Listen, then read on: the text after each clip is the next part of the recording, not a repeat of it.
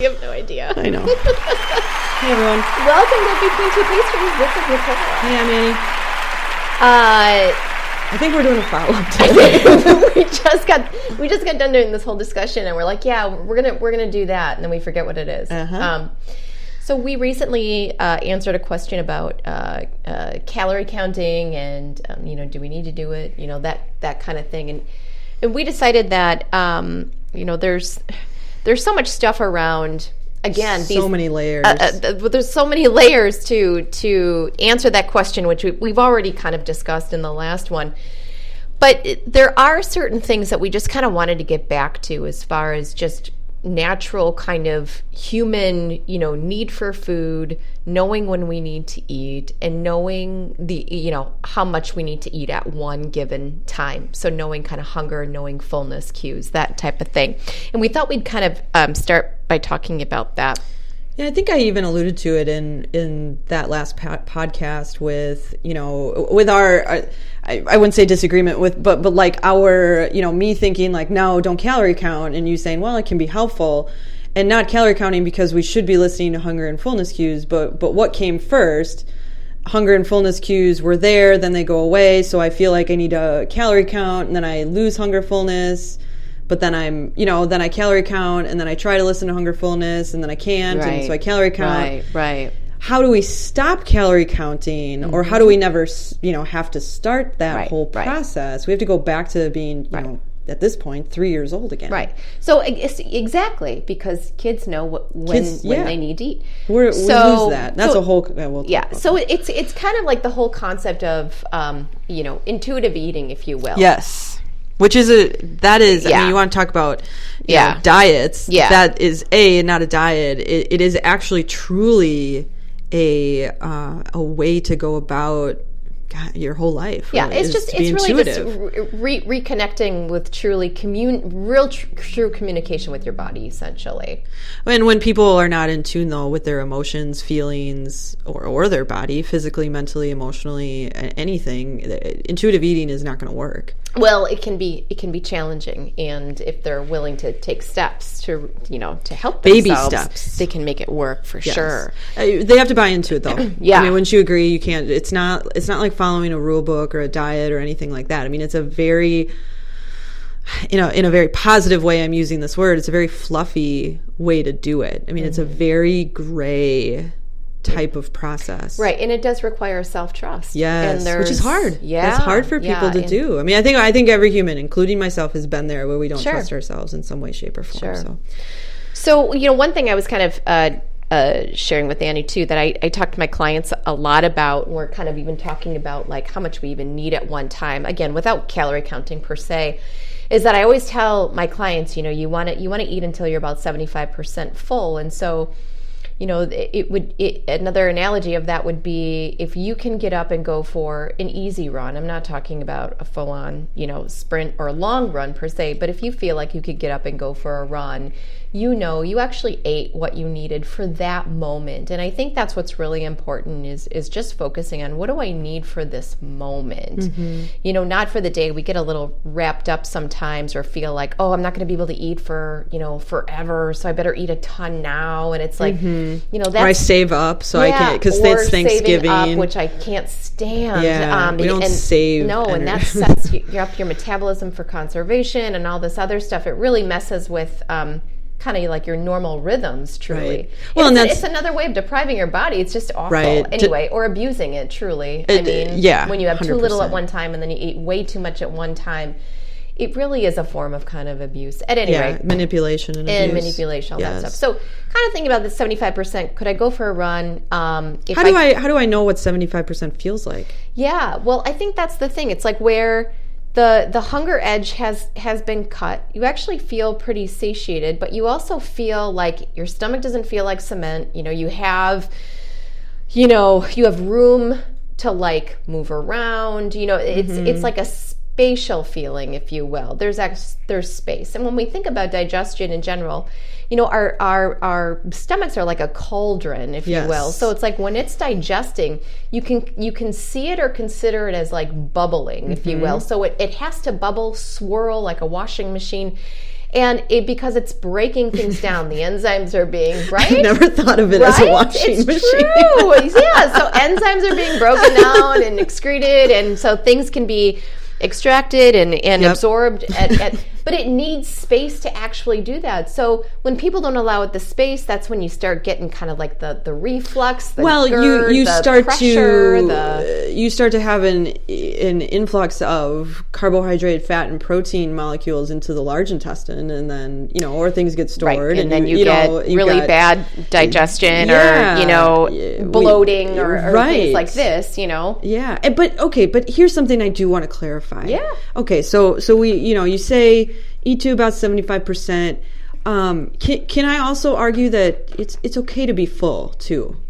Oh, of course. It's okay to have those moments where you have the extra treats or the extra serving because the food tastes so good and it's a recipe that your grandma only makes once a year or whatever it might be, or you're out with friends and you're enjoying drinks and appetizers and you all get a dessert because it's someone's birthday or whatever. Sure. It is okay to have those moments. We don't have to, we have to remember our own, physical and mental health as well, such that, okay, I'm at 75%, so I guess I have to stop.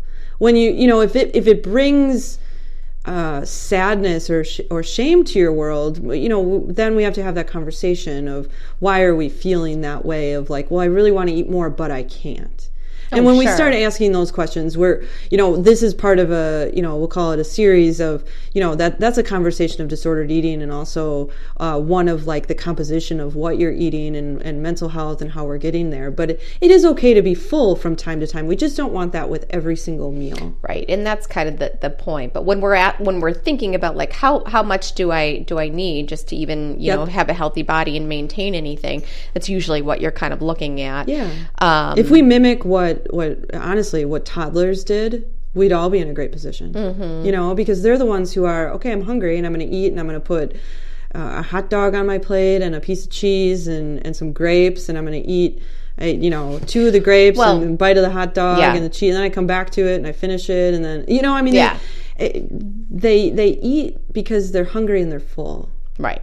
Or they stop eating when they're full, and then they eat again when they're hungry. And I don't know, for those of you that have kids or babysit or whatever, hey, so and so, you want to eat? No. You want to eat now? No. You want to eat now? No, because they're not hungry. Whereas you offer an adult like, hey, you want some of this? Well, sure.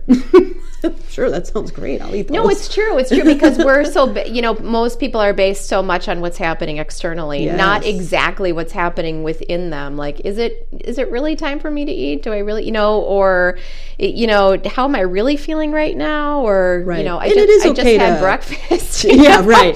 It's okay to eat, like, when you're not hungry. That does happen. We just don't want that to be the norm. It happens, yeah. We want to listen to those hunger and fullness cues, which, when we can start to do that and we start to eat that 75% number at 80% of the time, and 20% of the time we're not, for example, then we can really start to be more intuitive about what we're doing. We can connect with our bodies more, like Nicole said, but also like, what does this taste like?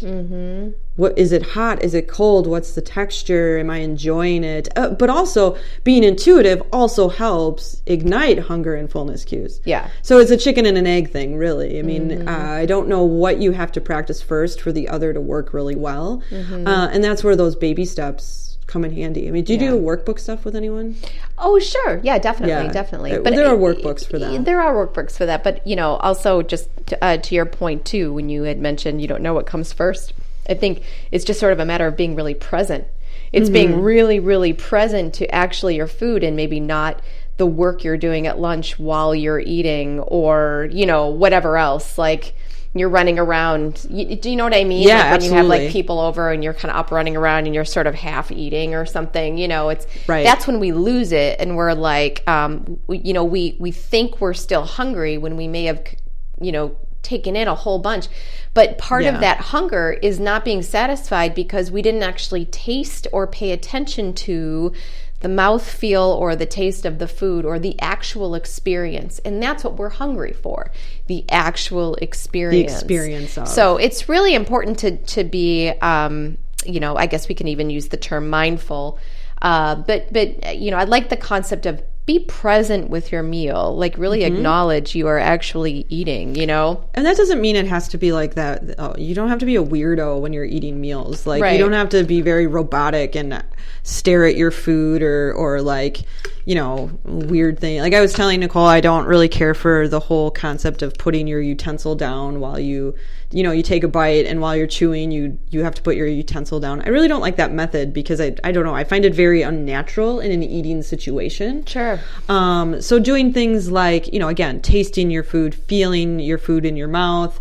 having conversation, although that can distract from mealtime as without well. being too distracting. Yeah, that's the thing. We can't be too distracted, but really being present with your food and tasting it and say, in your mind, say, this tastes really bland, or this tastes really flavorful. This is salty. This is not salty, and not really worrying too much about, the consequences of the nutrition side of things. Pull that out of it. Like, oh, my belly really enjoys this. It's gonna help make my activity that I'm doing tomorrow better. I'll be able to run faster, or whatever. Like I'll have the energy I need, or this is so tasty and my mind is really happy. And it's okay to have feelings and emotions as well as we eat. But to feel like there has to be a cut and dry number, I think then, that's the issue that we run into. And, it's very hard to switch from calorie counting to intuition and listening to hunger and fullness cues, because it's going from black and white to very gray. So, but it is a really important concept to grab onto and to start doing, because it will make your life so much better. You will not think about food, God, more than 50% of what you currently are doing. That's why these little podcasts are 15 minutes, is because we don't need to be talking about food all the time. It's not good for anyone to be obsessing over nutrition and stuff like that. So if you can get to a place of intuition and really being present with yourself, it really, half of your brain can be filled with so many other cool things. The other thing I want to bring up too is when we calorie count, maybe I mentioned this before, we end up eating our meal and it can only be so many calories, and then you sit there hungry, or you sit there overly full, because we're basing our intake on numbers. Sure. And that, I have a deficit, so now I'm going to eat, everything to fill that deficit. Well, what does our body actually need in that regard? Right. So it's just, there's a lot of, I feel like there's more negative to doing those things than positive. And getting to a place of intuition, it can be so helpful. Did you have to do that at some point where you had to be more intuitive, or ever have to reconnect? Oh, sure. Yeah, most definitely. I know I have. That happened, quite some time ago. And it takes a lot of trial and error. It's not perfect at all. And desire to actually, go inside a little bit and connect in that way. There's a TED Talk out there by a PhD, and it's the TED Talk is called Why Diets Don't Actually Work, or something like that. Yeah. I can't remember the doc's name, but she's awesome. And one of the things I remember her saying is it took her a year to switch to intuitive eating. And along the way, all of the, there's challenges and all of that kind of stuff. But it was a whole year for her to really learn how to be present with herself. Yep, definitely. And that, too, I think a lot of people is very scary. And I better stay with what I'm doing and just keep calorie counting. Sure. Which truly, once you can give it up, is an amazing feeling. People smile a lot more, I think, when they give up that negative way of calorie counting. Oh, well, it's it's incredibly freeing, honestly. Yes. Yeah, definitely. And moved to intuition. So yeah, for sure. Yeah. So anyway, food for thought, guys. Let us know if you have any thoughts around this. So that's it. Until next time, adios.